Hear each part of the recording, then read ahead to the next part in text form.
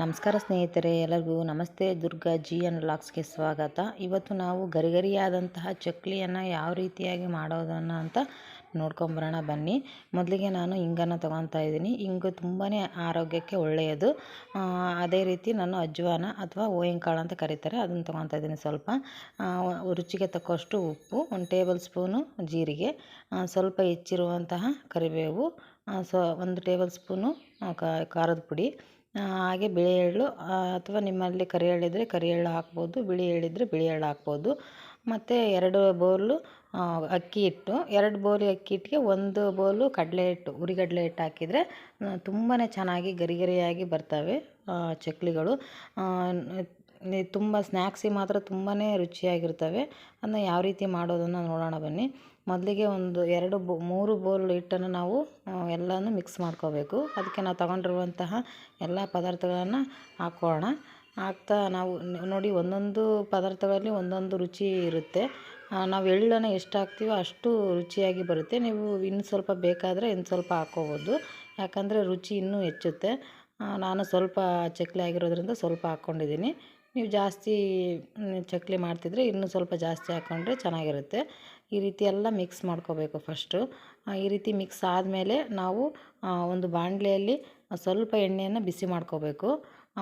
ಸ್ವಲ್ಪ ಅಂದರೆ ಜಾಸ್ತಿ ಬಿಸಿ ಆದರೆ ಅವು ಫುಲ್ಲು ಗಟ್ಟಿಯಾಗಿ ಬಿಡ್ತವೆ ಚಕ್ಲಿ. ಲೈಟಾಗಿ ಒಂದು ಸ್ವಲ್ಪ ಚೂರು ಸೌಂಡ್ ಬರೋವಷ್ಟು ಬಿಸಿ ಮಾಡ್ಕೊಂಡ್ರೆ ಸಾಕು.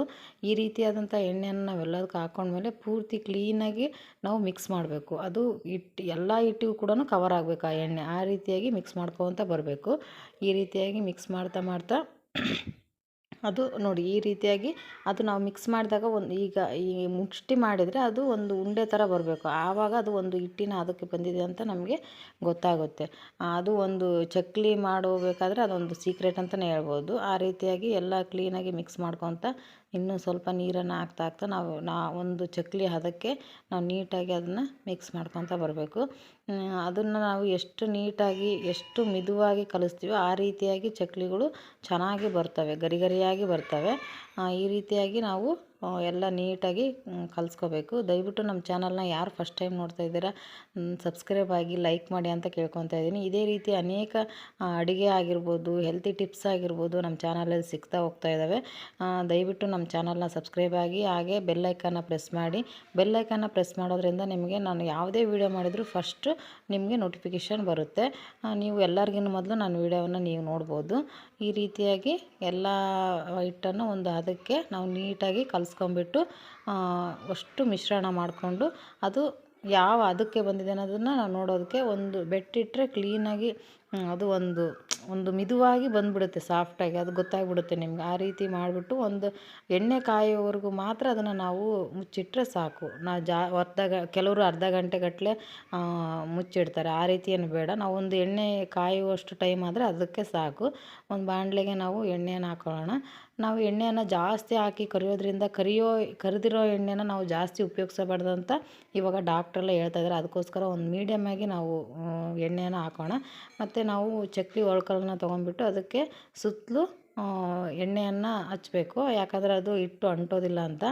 ಆವಾಗ ನೀಟಾಗಿ ಹಿಟ್ಟು ಎಲ್ಲಿ ಅಂಟಿದಾಗೆ ನೀಟಾಗಿ ಚಕ್ಲಿಗಳು ಬರ್ತವೆ. ಇವಾಗ ಇದನ್ನು ನಾವು ಹಿಟ್ಟನ್ನು ತೊಗೊಂಡ್ಬಿಟ್ಟು ಅದನ್ನು ನೀಟಾಗಿ ಮತ್ತೊಂದು ಸ್ವಲ್ಪ ಕ್ಲೀನಾಗಿ ಕಲಿಸ್ಕೊಂಡು, ನಮಗೆ ಇನ್ನೂ ಸ್ವಲ್ಪ ಎಳ್ಳು ಬೇಕಾದರೆ ಇನ್ನು ಸ್ವಲ್ಪ ಎಳ್ಳು ಹಾಕ್ಕೊಳ್ಳಿ ಅಂತ ಹೇಳಿದ್ನಲ್ಲ, ಆ ರೀತಿಯಾಗಿ ಎಳ್ಳು ಹಾಕ್ಕೊಂಬಿಟ್ಟು ಈ ರೀತಿ ಒಳಕಲ್ಲಲ್ಲಿ ನಾವು ಹಾಕಿ ಇದನ್ನು ಈ ರೀತಿ ತಿರುಗಿಸ್ಬೇಕು. ನಿಮ್ಮಲ್ಲಿ ಒತ್ತೋ ಚಕ್ಲಿ ಇದ್ದರೆ ಅದನ್ನು ಚೆನ್ನಾಗಿರುತ್ತೆ.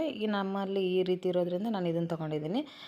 ಇದನ್ನು ನಾವು ಕ್ಲೀನಾಗಿ ತುರುವಿ ಈ ರೀತಿ ನಮಗೆ ರೌಂಡಾಗಿ ಚಕ್ಲಿ ಮಾಡೋಕ್ಕೆ ಟೈಮ್ ಇಲ್ಲಪ್ಪ, ನಮಗೆ ಈ ತಕ್ಷಣಕ್ಕೆ ಬೇಕು, ಅದು ನಾವು ರೌಂಡ್ ಮಾಡಿಬಿಟ್ಟು ಮತ್ತೆ ಅದನ್ನು ನಾವು ಬಾಣಲಿಗೆ ಹಾಕೋವಷ್ಟು ಟೈಮ್ ನಮ್ಮ ಹತ್ರ ಇಲ್ಲ ಅನ್ನೋರಿಗೆ ಈ ರೀತಿ ಡೈರೆಕ್ಟಾಗಿ ನಾವು ಚಕ್ಲಿಯನ್ನು ಬಾಣಲೆಯಲ್ಲಿ ಹಾಕೋದ್ರಿಂದ ನೀಟಾಗಿ ಒಂದು ಬೆಣ್ಣೆ ಮುರುಕಲು ಚಕ್ಲಿ ಥರನೇ ನೀಟಾಗಿ ಗರಿಗರಿಯಾಗಿ ಬರ್ತವೆ.